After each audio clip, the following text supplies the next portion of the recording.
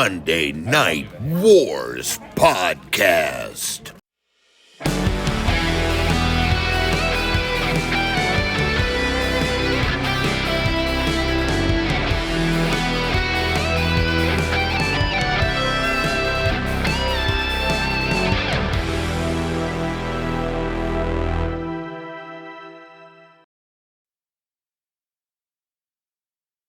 Hello and welcome to another edition of the Monday Night Wars. It is, what day is it? March 17th, 1997. And we are live with WCW Monday Night Nitro, TNT, in the Savannah Civic Center. And you guessed it, Savannah, Maine. No, it's Georgia. George. We've had that happen so many times, though. I wouldn't be surprised. Yeah, one of these times it's going to be real, but this time it's not. Anyways, Joseph and I were talking. Joseph's on this, by the way. I should introduce Joseph. He's here too. Hi, Joseph. Hi, Joseph. Oh, I'm Joseph. Okay. Groucho Marx. Also, I gotta tell you before you get into that, we're doing the whole thing wrong. What are we doing? Well, now we're on YouTube, so we got to do the YouTube stuff. You got to start us off. What's the YouTube What's stuff? up, guys? It's Scott Kaufman and Joseph Rojas. We're coming to you with another episode of the Monday Night Wars podcast. Don't forget to smash that subscribe. I'm not gonna do the whole thing. I fucking hate that shit. Oh, well, I could do the Mr. Beast, like Mark of the Beast shit, where he has just like that soulless smile. I find when I start a YouTube a video that I've never seen, like a YouTuber before, if they start screaming at me, I'm out. Yeah, no, that's fair. That's fair. I don't have time for that. Bro, I kind of yell Monday Night Wars. You think people tune it out? No, because they love you.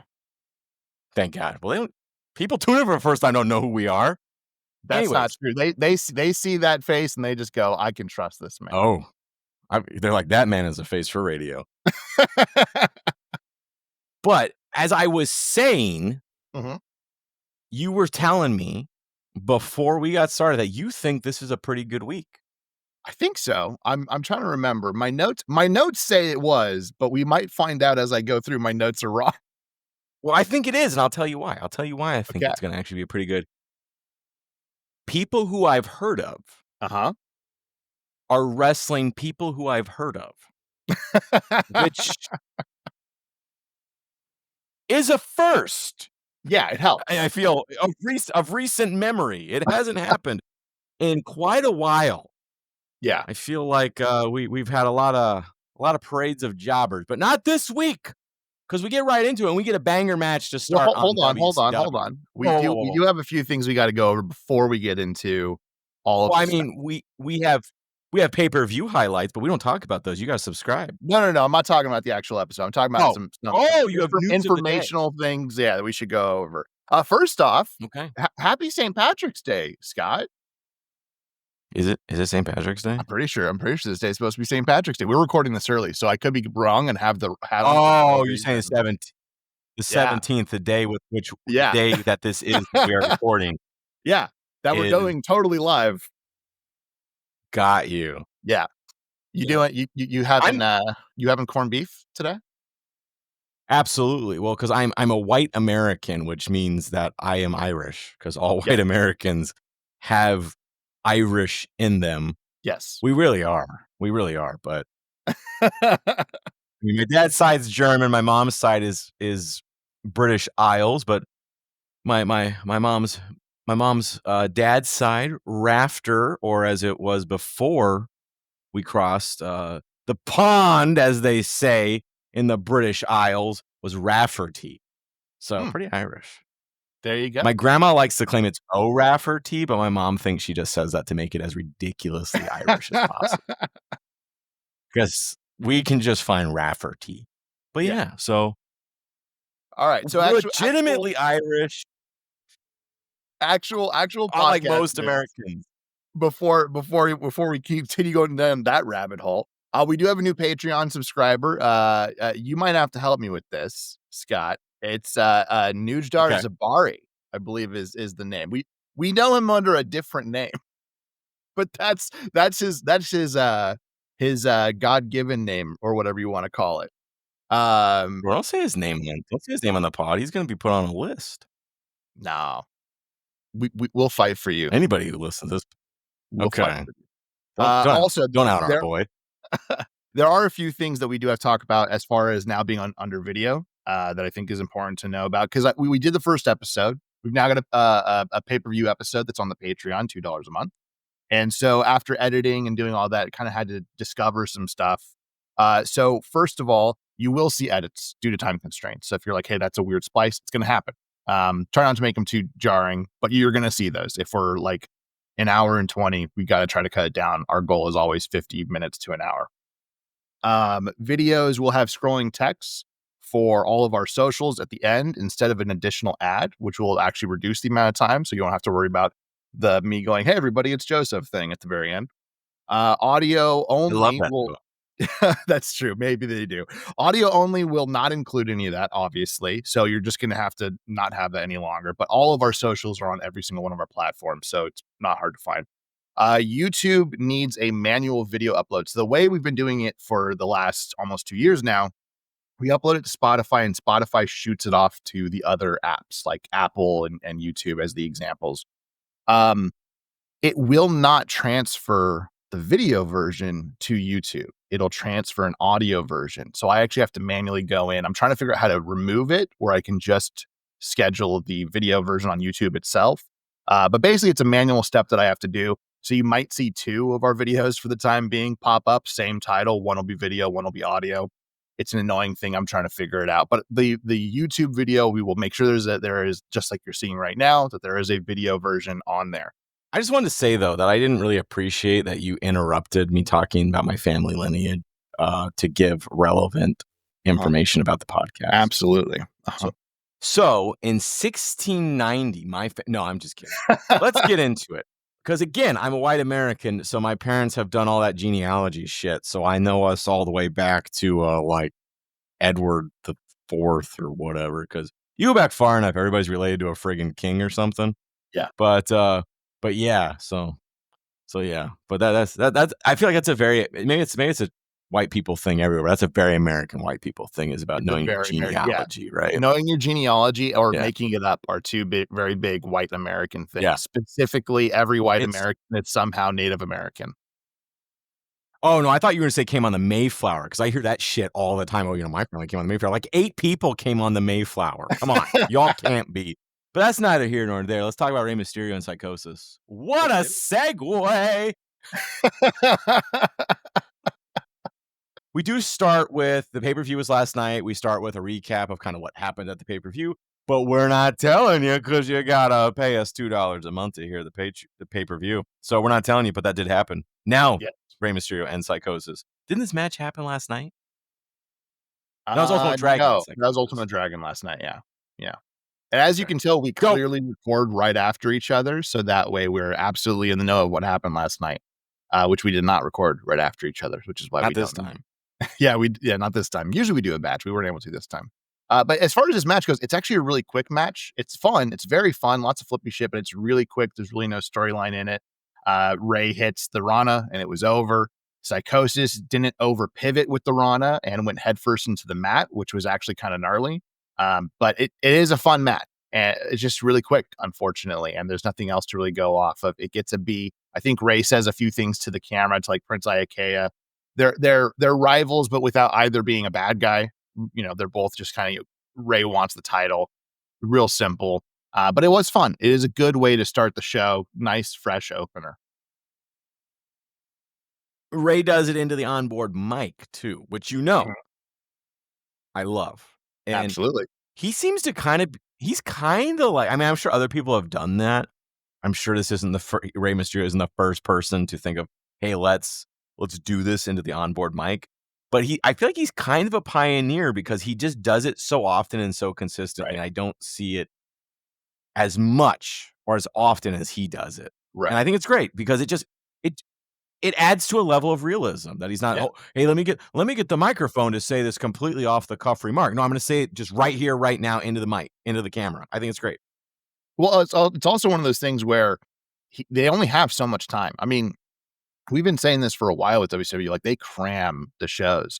So Ray has the amount of time he has. So instead of being able to cut a promo and all that, just talking to the camera, and that's your time. And so that's kind of what he's doing. Chris Jericho will actually comment later on when he does his great heel turn and really starts becoming the Chris Jericho that we know and love. When he kind of starts becoming over, it's because instead of having a normal entrance, he just asked them, can I have a mic? And can I just go down and start cutting promos as I go down to the ring? And it's because he knew he couldn't get extra time, but he could work within the time that he was already given. And so instead of having a standard entrance, let me just have a mic. And it was a really smart move from him. And so Ray seems to be doing something pretty similar. Yeah, for the record, 11 matches tonight on the WCW. And you know what I am legally obligated to ask? Go for it. Is that a record? No, it's not. Okay. What was the record again? Because I don't remember. Pretty positive it's 13 was the record. 13. Yeah. My God. Meanwhile, Gene is in the aisles with Arn Anderson. Tell me what's going on with Arn, Joseph. This is a pretty lengthy promo from Arn. So Gene asked Arn about his personal life and his injury status. We know he's been hurt with something, but he hasn't really explained what. And so today he finally does. Arn calls last night a historic night because it was the night that Sting came home. True. Good put over on Sting.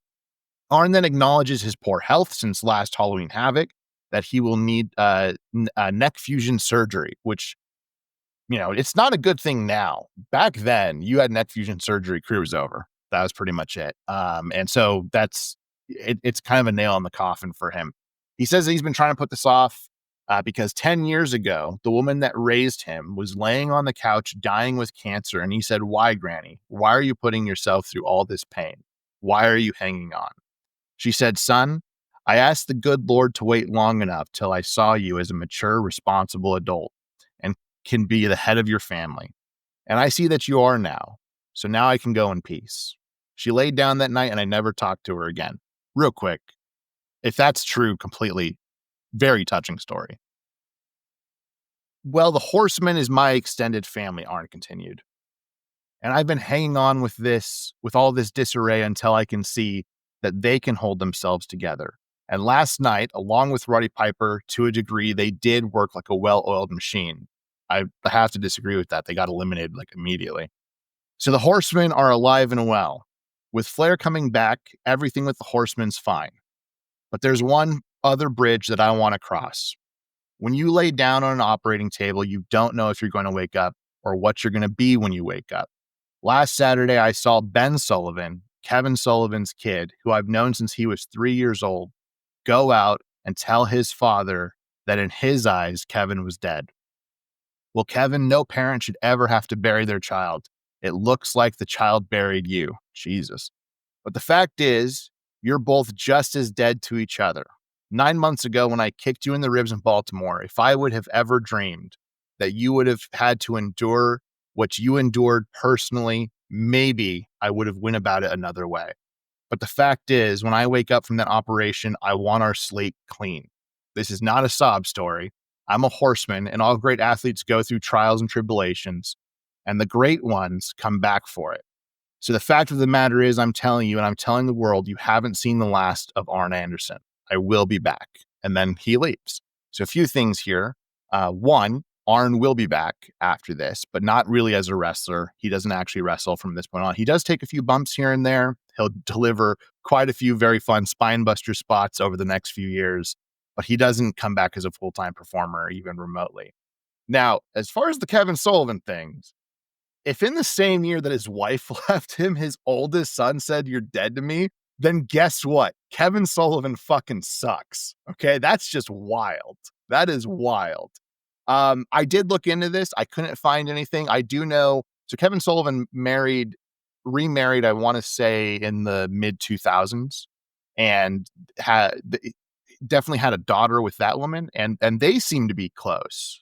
But I never found anything about Ben Sullivan, who was his son, and whether or not they rekindled their relationship. So that's kind of up in the air. But overall, this is a weird promo for me because it takes a really weird personal turn with the Kevin Sullivan stuff that I don't really think needed to happen. And I really liked all the Arn talking about himself stuff. Like that stuff, if it was just that, I would have given this an A. But the Kevin Sullivan stuff is very strange to me. So I'm going to give this a C. But I don't know. I just feel weird about giving it a C. So that's just kind of where we're at right now. Yeah, because this is kind of Arn's farewell tour. Right.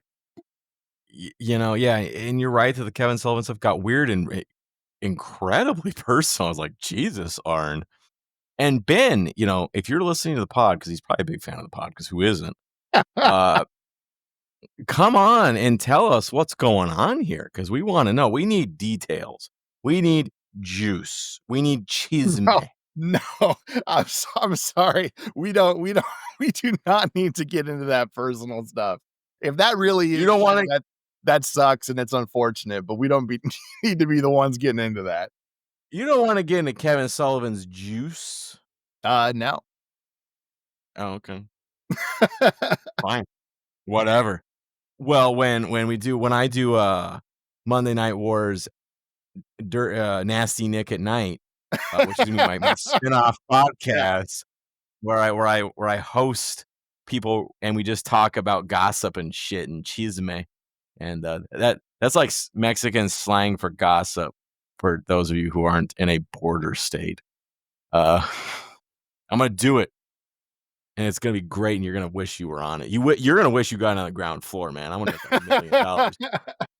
Anyways, we come back. We go to a break after that. We come back, and they show some highlights. Tony's talking about what happened last night at the pay-per-view between the Macho Man and Diamond Dallas Page. They are feuding. Brings us to a DDP match. That's kind of the point of it, which is DDP versus Max, who I believe is Max Muscles, who used to be part of DDP's faction. So my goodness, how things are falling apart here.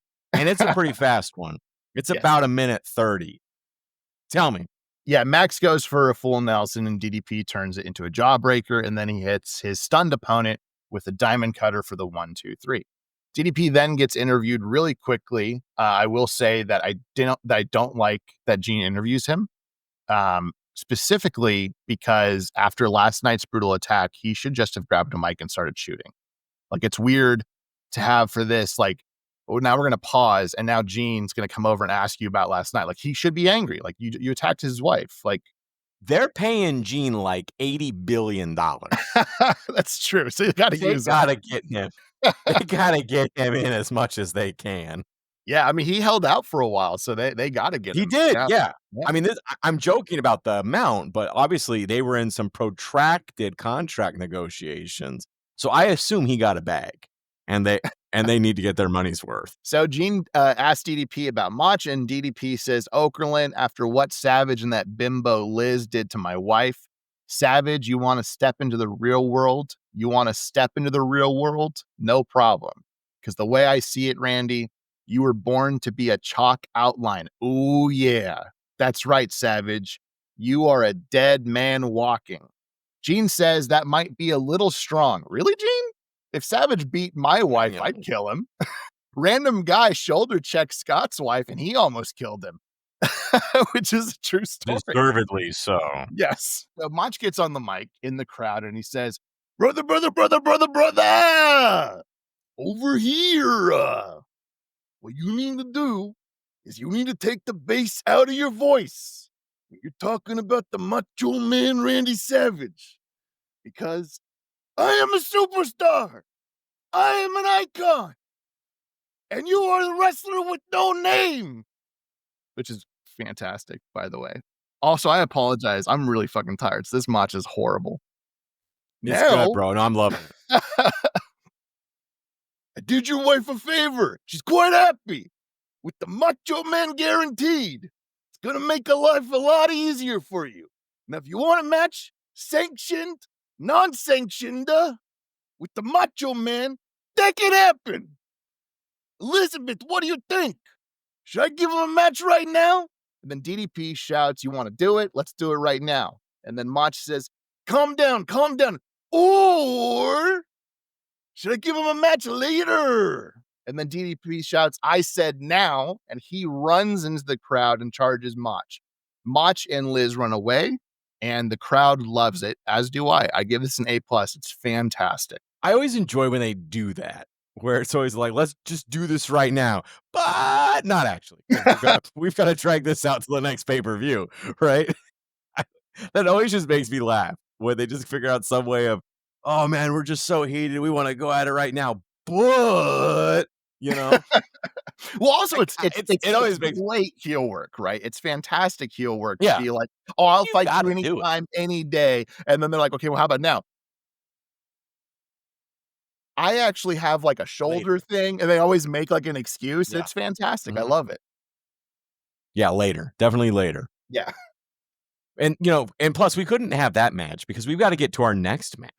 And Absolutely. that's more important because this is what the people want to see. Conan and Hugh Morris, the iconic, memorable Hall of Fame caliber tag team of Conan and Hugh Morris versus the iconic Hall of Fame caliber Renegade Joe Gomez tag team.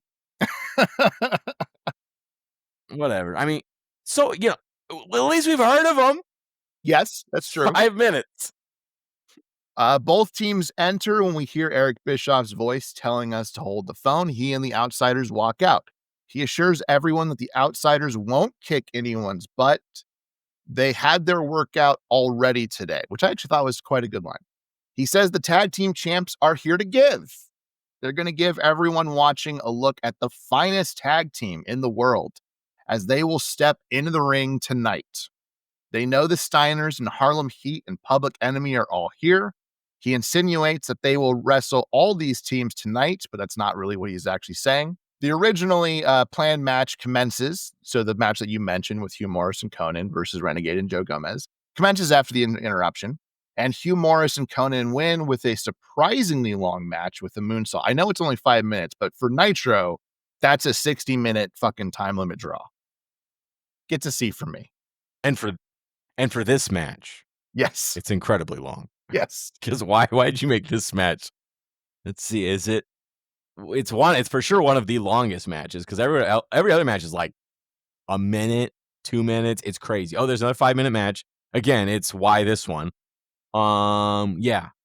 It's the second longest match of the night. Right into our next match because it's so tight. We have to. Yeah. And it's Dino Malenko versus Scotty Riggs for the WCW United States Championship. And this is only about 2:30. So tell me, Joseph. Malenko eventually wins this by simply out wrestling Riggs, and he gets a surprise victory roll. He talks to the camera and says something is missing on his other shoulder that should join his U.S. title. And he says, 6, you know what I'm talking about. So he wants the Cruiserweight Championship as well as the U.S. title. I gave this a C. I like Dean Malenko's like direction here. I think that's kind of cool. He just wants to get all the belts. That's interesting. But the match itself is whatever. Scotty Riggs, obviously not amazing. Fine. I really enjoyed him in the tag team, but as a solo guy, he just never really becomes much. So get to see for me. Yeah, I mean, this match is a vehicle for the promo, which I actually thought was a pretty good Dean promo. Yes. Dean's not great on the mic. This one was short and simple. You know, I got this, but something's wrong here. Let's fix that. After that, we're into another match. We got in this. This is a match. Yes. We've got Lex Luger and the Giant, who are tag teaming now. That's big. Yes. That's a lot of meaty man. Yeah. Versus Knuckles Nelson Uh-huh. and Tarantula. And this is one of the longer matches because it's almost 3 minutes. Tell me, Joseph. Giant and Luger easily win this. Then Gene interviews the pair. He asks them about Sting. Giant says that he was happy. He says that Luger, the Steiners, and himself carried the load for this entire time. But now there is light at the end of the tunnel when someone the caliber of Sting comes back home. Luger says that it's more than a good hand.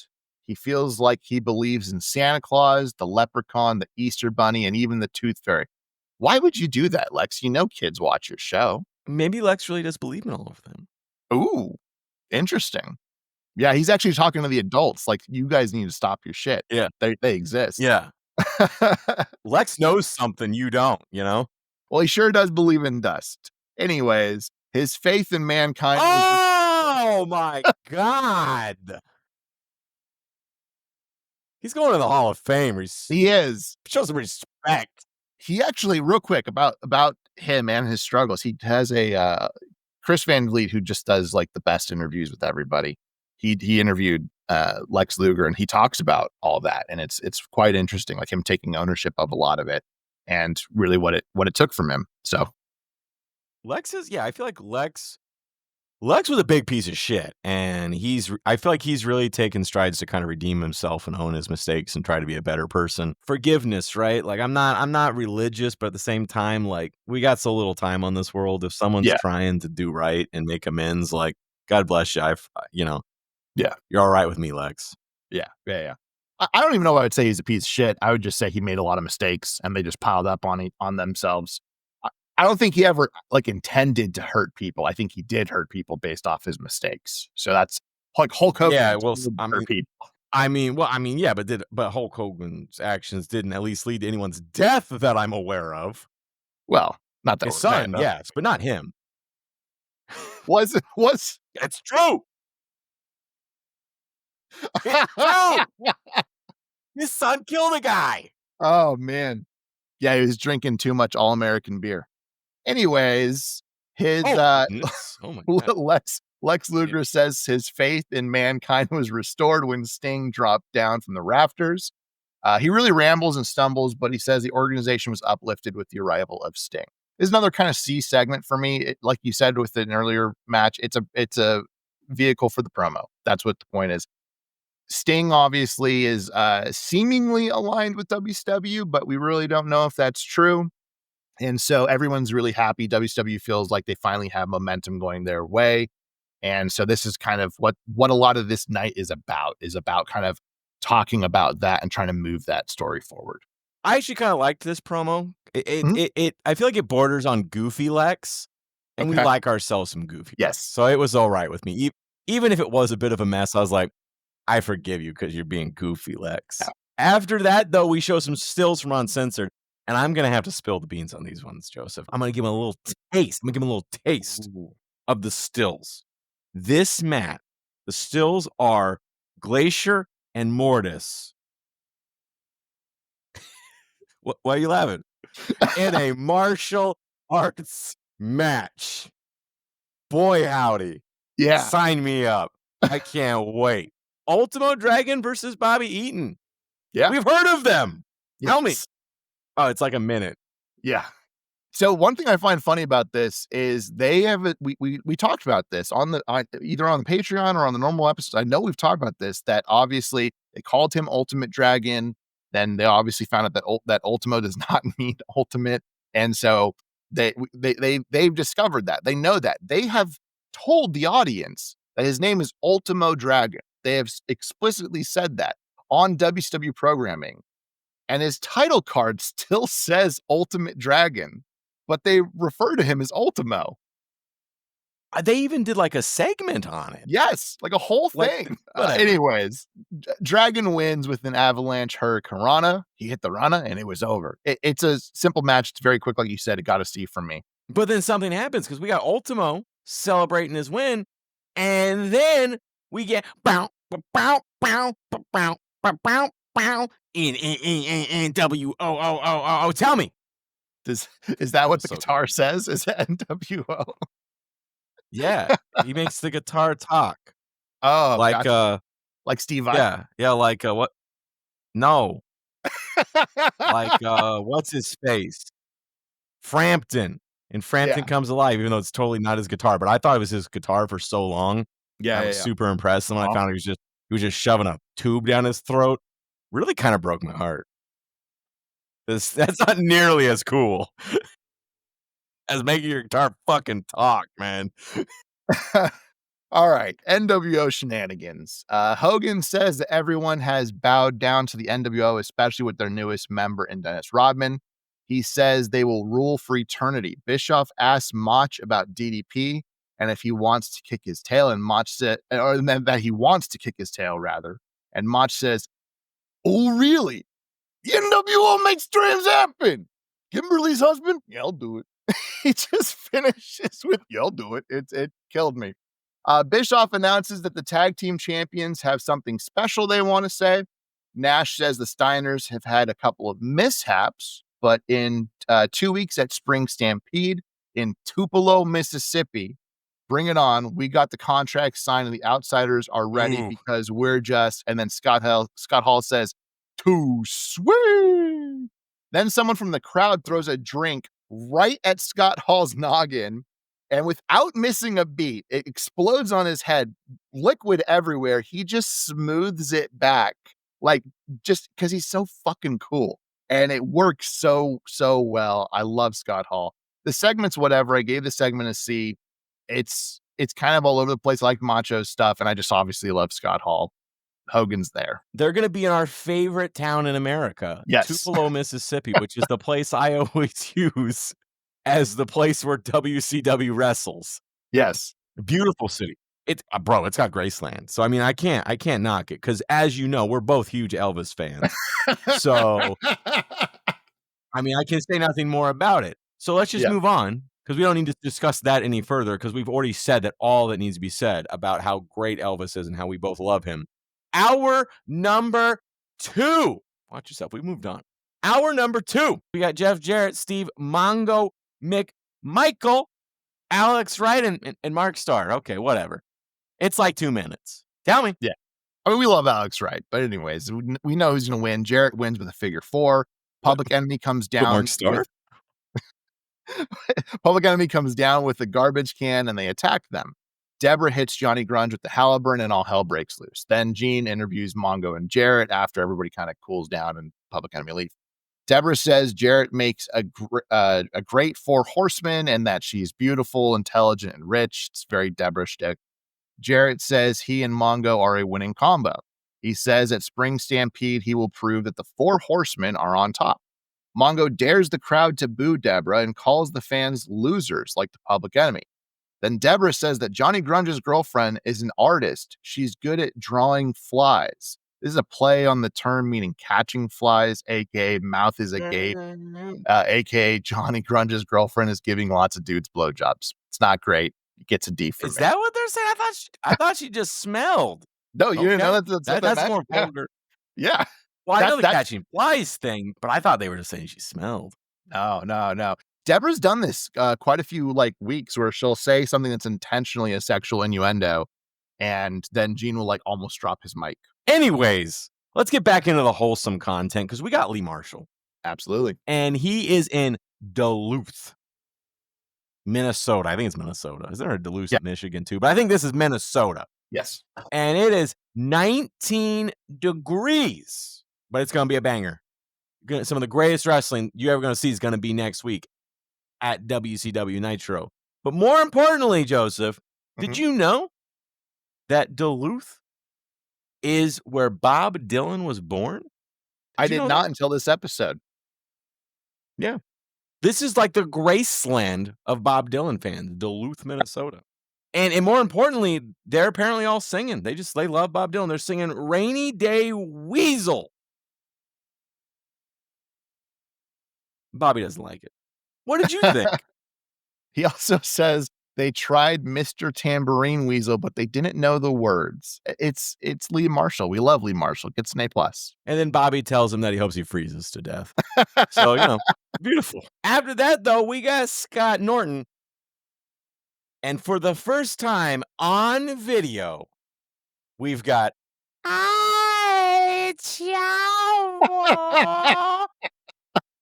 2 minutes, 30 seconds. Tell me.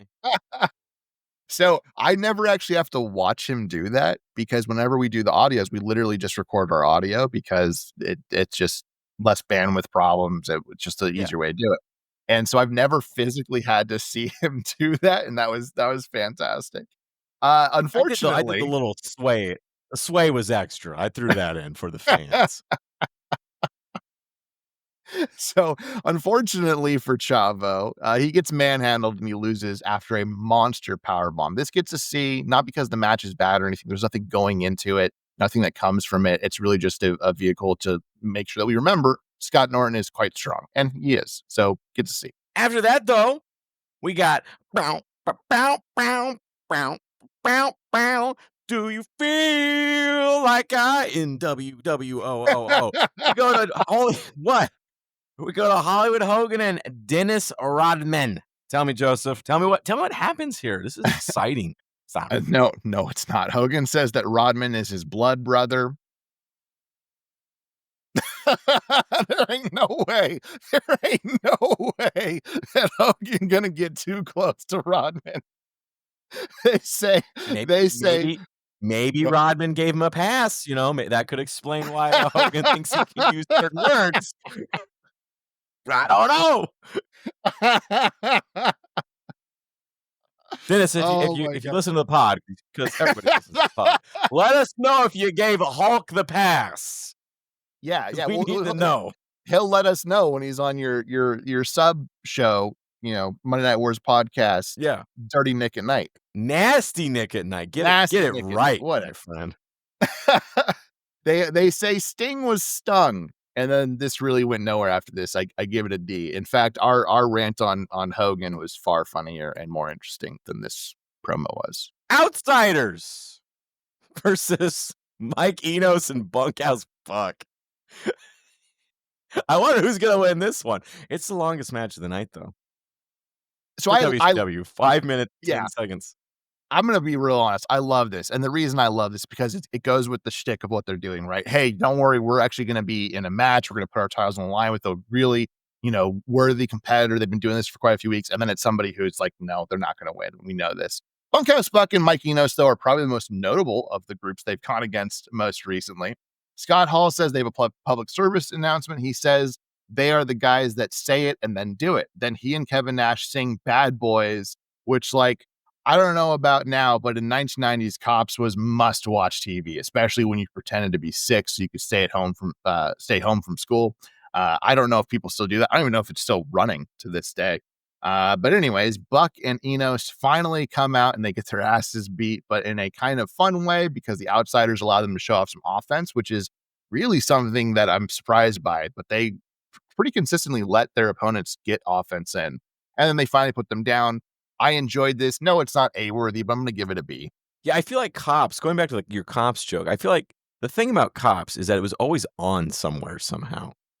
Yeah. It was on a channel. That and Jerry Springer, mm-hmm. It was just somewhere. You could find it on some channel. I don't know how they got the rights to it on every single channel in America, but it was there. After that, though, we got our main event. And this is a pretty good main event, right? We got the Steiner brothers versus Harlem Heat. But it doesn't end as planned, does it, Joseph? It does not. This is an entertaining matchup with a lot of meat slapping meat, which we love. But just as this is getting good, the NWO attack both teams. And then we get We Want Sting chants. Luger and Giant charge in. They fight off the NWO as WCW stands tall for the first time in months. We hear an explosion up above, and Sting descends from the rafters. He gets on the turnbuckle and points his bat at Hogan, and a terrified Hogan shouts, "He's pointing at me," which actually was fantastic as he backs away. And that really, when Hogan does that kind of heel, the cowardly heel, he's really quite good at that. And so that sold the whole thing for me, and I gave this segment an A. Yeah, it was great.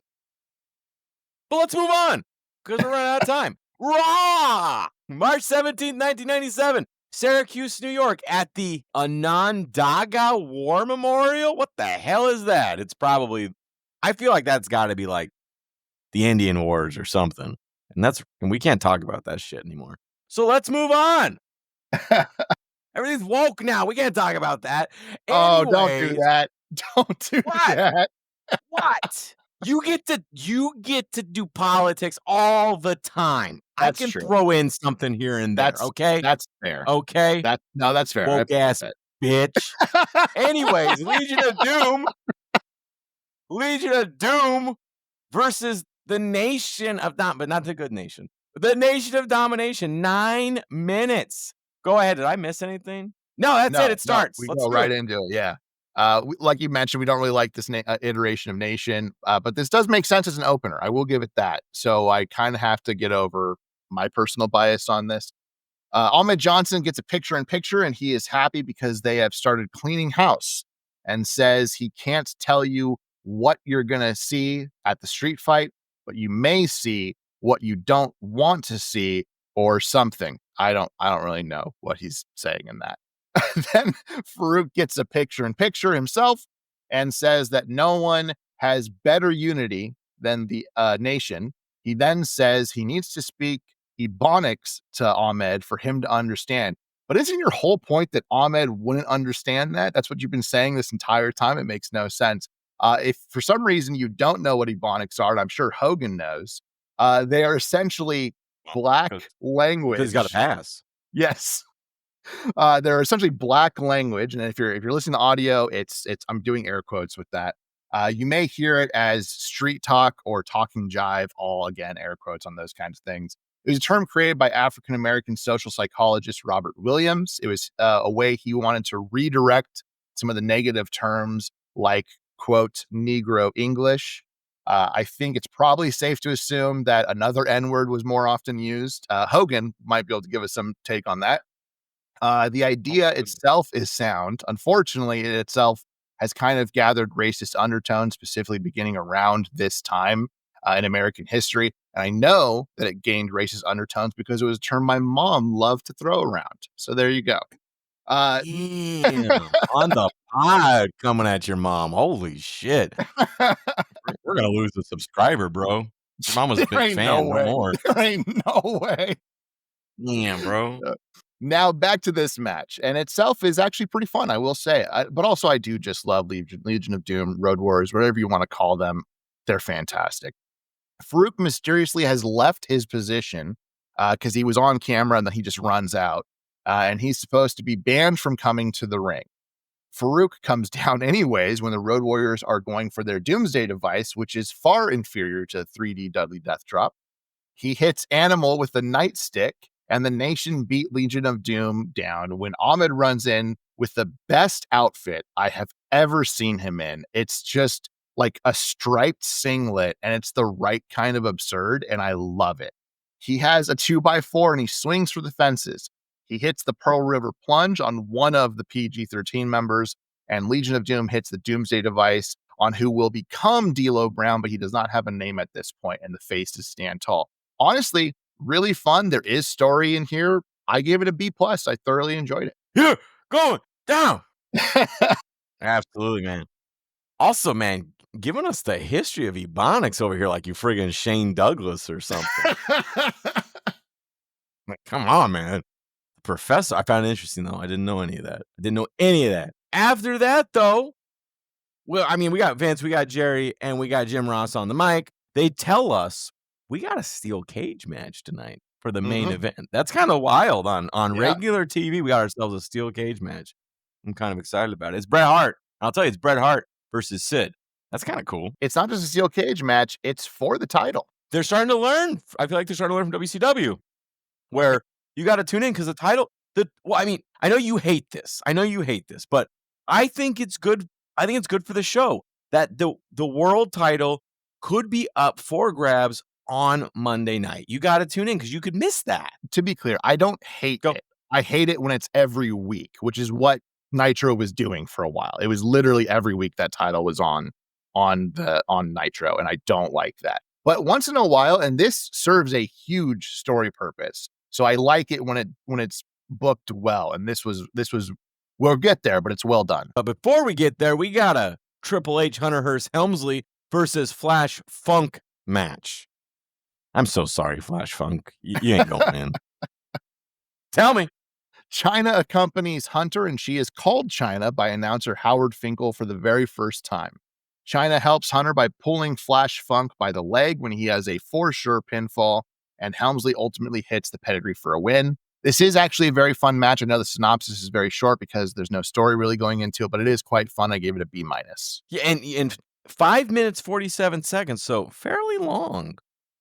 You know, for let me see. Let me count here. Let me count. 1, 2, 3, 4, 5, 6, 7. 7 matches. I gotta say, I kind of feel like fewer matches is better Yes. because we can get some story. Yes, I agree. You know? We can get really important stories. Yeah. I know where this is going. Like the little people match. To be fair, there's a little bit before that. We see that Shawn Michaels has arrived in the building. There's a little segue there. And then we get a Summer Slam commercial, but then we get a little people match. We've got Mini Goldust versus Masquerita Sagarda Jr. versus Mini Mankind and Mini Vader. I'm so glad we have time for this.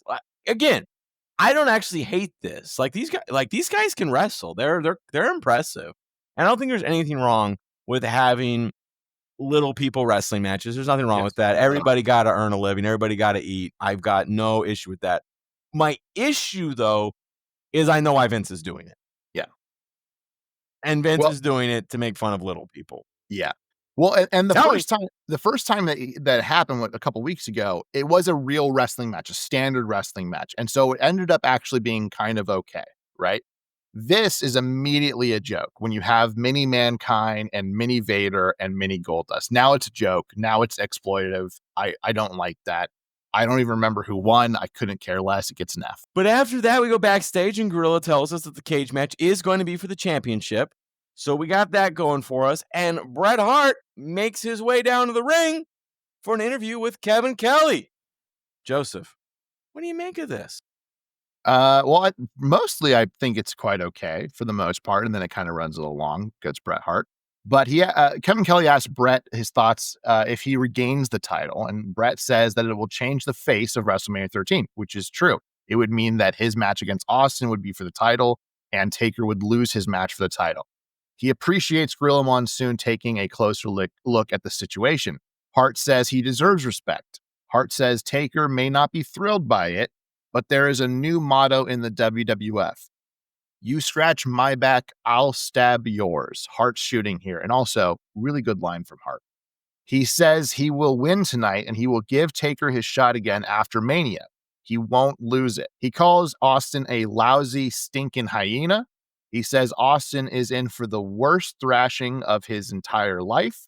He says he will take all of Austin's attacks from behind and costing him of titles and repay it tenfold. He doesn't actually say this.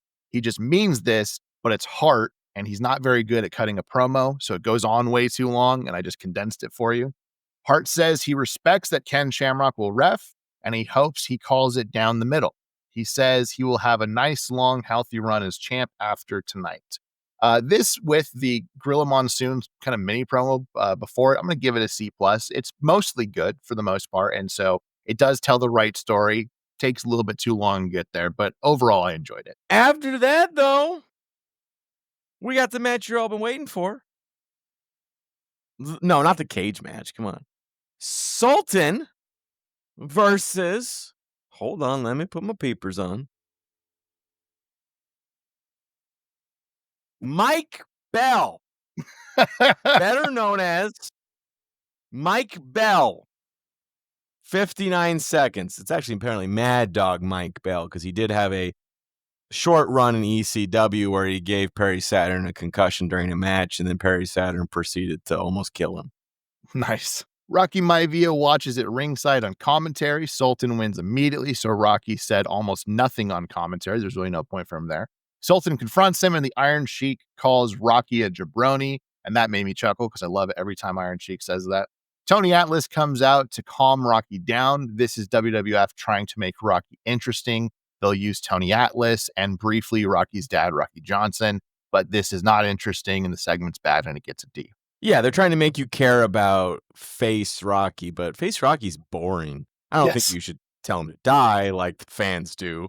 But yeah, because at this time, it's not really until Stone Cold kind of breaks the mold of you can be a face that's also kind of a dick. They're all kind of in the Hulk Hogan mode of eat your vegetables and say your prayers.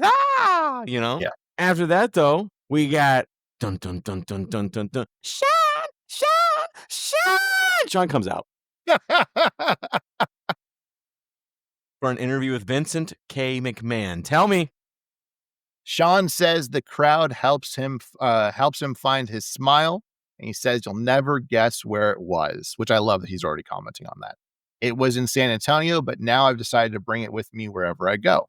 He thanks the fans for all the well wishes and being patient with the world's most emotional wrestler in the world.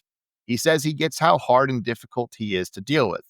He says he's been going through a lot, and the support means a great deal to him because he genuinely thought there wasn't anybody out there that gave a damn about Shawn Michaels. This is actually partially true. During this time, Shawn is going through severe imposter syndrome, which continues to lead to his eventual fall from grace. He actually talks about this many, many years later. Vin Man asks about his knee and says he created a trend of knee injuries. Also kind of funny, but true. He includes the President of the United States, which Shawn laughs and says, if nothing else, he always tries to do what's in. He says, on a more serious note, the knee is coming along. Next week, he travels to visit Dr. Andrews to get an update and hopes to be back in a couple months. He says when he gets back, the clothes are coming off. Don't tease me, Shawn. Don't tease me. He says he has a bone to pick with Vin Man. After all the years he has been here, he sits at home and he noticed that WrestleMania is right around the corner. He sat at home waiting for the phone to ring, and it never rang once. He just can't see how Vin Man can have a WrestleMania without inviting him. He says that he has to invite himself then, and will sit right next to Vin Man and make sure that he calls the WWF title match right down the middle. He's upset that he had no invitation for the Slammy Awards either, and notice he's up for some of those awards. He says he is building a brand new home in San Antonio and has a whole lot of space. Or this is what he says. He has a whole lot of face to spill. And then he says, what do I mean? Space to fill? And I laughed because this was really just an actual flub and he fixes it himself, but he's pretty smooth, so he makes it work. He then tells the fans that he will be at the Slammies as well. Wild that Shawn's promo had next to no substance in it, but was way more intriguing than Bret Hart's promo that was full of substance. That's just the difference between being good on the mic or not, right? Like, Stone Cold could read the phone book and I'd be interested. Yeah, absolutely. Next match, though, this might be my favorite match of the night. British Bulldog versus Vader for the European Championship. Because Bulldog friggin' puts that dude in a vertical suplex, and I was like, holy shit. That's true. It's hot. It's like, damn Bulldog. 8 minutes. This is two meaty men slapping meat, which, like I've said, we like. But when Bulldog lifts, which is impressive, Vader for the power slam, Mankind pulls Vader's legs back. He disqualifies Vader, and Owen helps fight Mankind, but he and Vader double up on Owen until Bulldog grabs the urn from Paul Bearer and he fights them off. It's entertaining, and we know they're going to have their tag team title match at WrestleMania, so it has a storyline going on in it. It's not an A-worthy anything, but I do think it was a very solid B. Wow. I tell you, might be my favorite match tonight, and you say B? Excuse you. It can be an A for you. He puts Vader in a vertical suplex. That man is like 600 pounds. He's not, but I don't know. Let me look. I'm gonna Google machine how big Vader is. I'm gonna Google this. I want to know. What? What? You say? What did you say? What? Don't give me shit. Anyways, 450 pounds. And British Bulldog did a vertical suplex. Hot. Loved it. Billy Gunn versus Aaron Ferguson. What? Hold on, let me Google machine this. Nah, they got nothing. Aaron Ferguson is an American professional wrestler. There you have it. Tell me about this 2-minute match.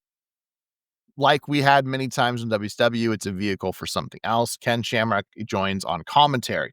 Billy wins with an armbar, then he confronts Shamrock. The whole point of this is to put over Shamrock and make us see that Shamrock, for WWF fans, is a real threat. He challenges Shamrock in the ring, and Ken obliges. Shamrock throws him into a Fujiwara armlock, and Billy taps, and then Shamrock releases. Billy says that was luck, and he goes after Shamrock again. Ken then throws him in an ankle lock to the same result. Billy says, okay, I'll leave. And he tries to sneak attack Shamrock with a chair, but the ref intercedes. And this just kind of ends at this point. I get what they're doing. It's fine. I'm giving it a C. But more importantly, we go backstage to Stone Cold, who's going to cut a promo. Yes. And again, man's going to read the phone book, and I'm in. So tell me about this banger Stone Cold promo. Vin Man says you must be impressed with what you just saw, referring to Ken Shamrock. And Austin says, I ain't impressed with a damn thing because Billy Gunn just got through with a brutal match and Ken Shamrock tried to take advantage of him. I want to know what the hell is so impressive about that. I will say this is a rare misstep from Austin. As a heel, Austin doesn't support other heels, and he shouldn't even remotely make an excuse for Billy Gunn. That's just my opinion. He continues, the thing against Ken Shamrock is he doesn't even belong here because the WWF is Stone Cold's place. All he did was get in a couple of little street fights, and somebody had a video camera and filmed it, so now he's a big star. He's overrated, and he's a big piece of trash. One of these days, me and Ken Shamrock will square off, and I'll beat the hell out of him. As far as I'm concerned, all he's got to do is call the match like he sees it. If he sticks his nose in, I'll punch his lights out. Vin Man asks, why are you here? Referring to Austin. And Austin says, that's the question a jackass would ask because I'm the king of the ring. No one can tell me that I can't be here. That's true. That's like the first time that they've ever mentioned him being king of the ring in a long time. When you set up a ring, I'm supposed to be here because it's my job. You're damn right. I'm happy Bret Hart's got the title shot, and by hook or by crook going to WrestleMania, he will be the champion. It's all going to be on the line when WrestleMania is over. You're going to be looking at the new champion. Stone Cold then talks about how he won the Rumble and was crippled and sick at the Final Four, then says, I'm a lot better now. Bret Hart on his best day can't lace my boots. And I'm going to prove that to the world, and I will beat the hell out of Bret. And that's the bottom line because you're looking at the new champ. It's Austin. He, like you said, phone book, it gets an A. He's fantastic. Fantastic. To just put the cherry on top, we go to Psycho Sid, who shows us that if there's any man better than Stone Cold at a promo, it's Psycho Sid. Wouldn't you say, Joseph? Absolutely. My first note here is poor Sid has to go on right after Austin. Vin Man asks if he's ready for Bret Hart, and he says that he's always ready and that Stone Cold Steve Austin better keep his ass out of his business. He says he will powerbomb Hart right through the floor because he is the man and the master and the ruler of the world. I wish that title just got longer each week. Like it's just like, I'm the man and the master and the ruler of the world. And the emperor. Yeah. Yeah. And the electrician. Yeah. And the masseuse. And the breeder of puggles, and the coaster craftsman. And then we just slowly fade into black, and it just says executive producer Paul Levesque. The curb and your enthusiasm music hits. Yeah. Honestly, it's a simple promo, and he does exactly what he needs to do. He's fiery. It's quite good. I gave it a B. Yeah, it's fine. It's just it's after Stone Cold. It ain't Austin. But anyways, we've come to our main event. The cage is being lowered.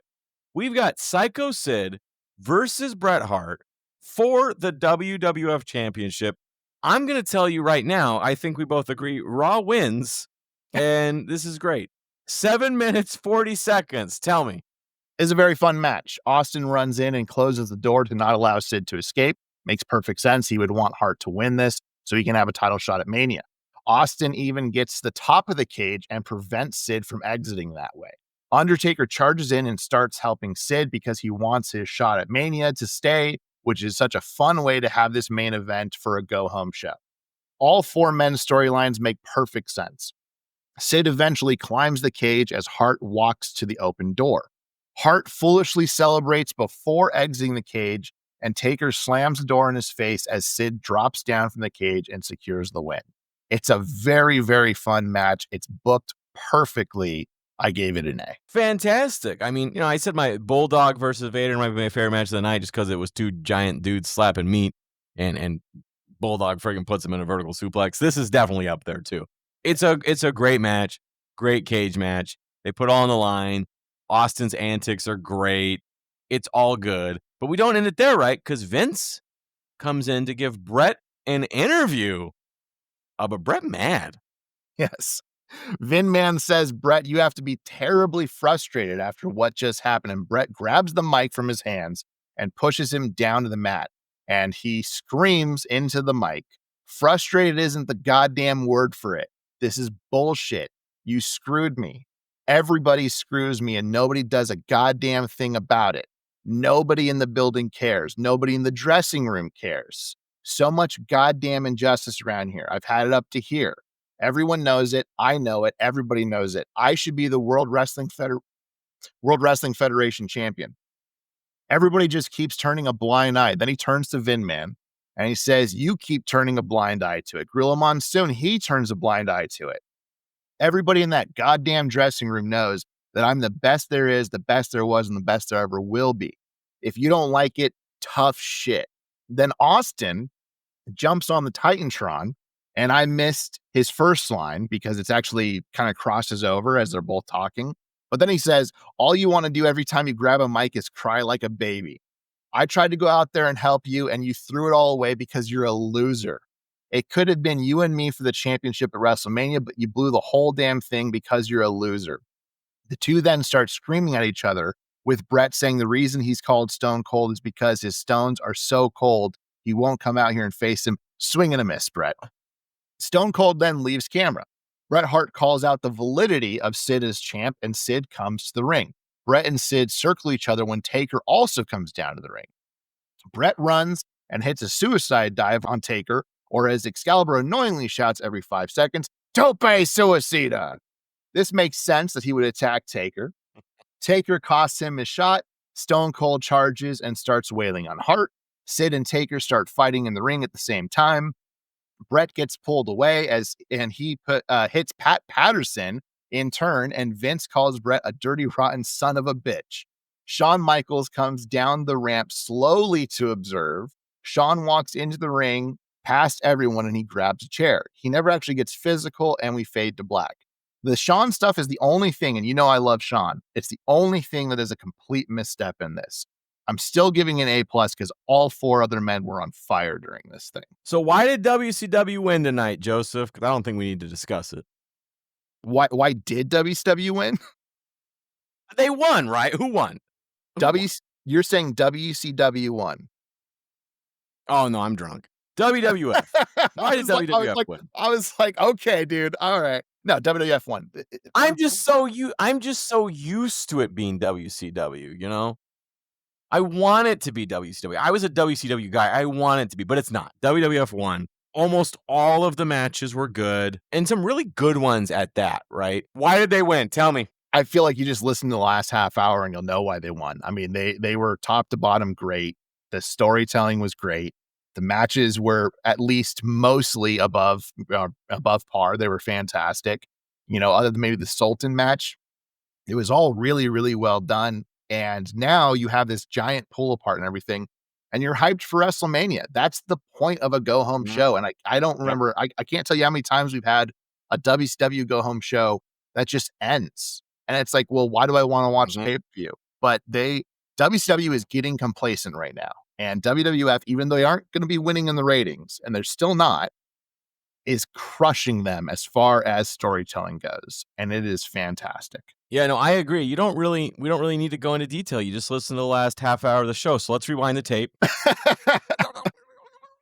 and just play it again. Yeah, hold on. Yeah, I agree. That's why they won. No, it's great. It's a great night. WWF seems to be kind of on top. We've been giving it to WWF quite a bit recently. I think last week we flipped and you went WCW and I went WWF. Yeah, but more times than not over the last couple of weeks, it's been WWF. Yeah. So figure it out, WCW. We need something new. We need something fresh. Maybe we've got it with Sting. I mean, Sting's gonna be hot, but we're not there yet. The DDP rivalry with Macho Man gonna be hot, but we're not there yet. And WWF's putting on some great matches. What more can I say? I think that does it for us. On behalf of myself and Joseph, thanks for listening. We really appreciate you taking the time out of your busy lives to listen to us ramble about 90s wrestling. Good night, guys. Bye, guys.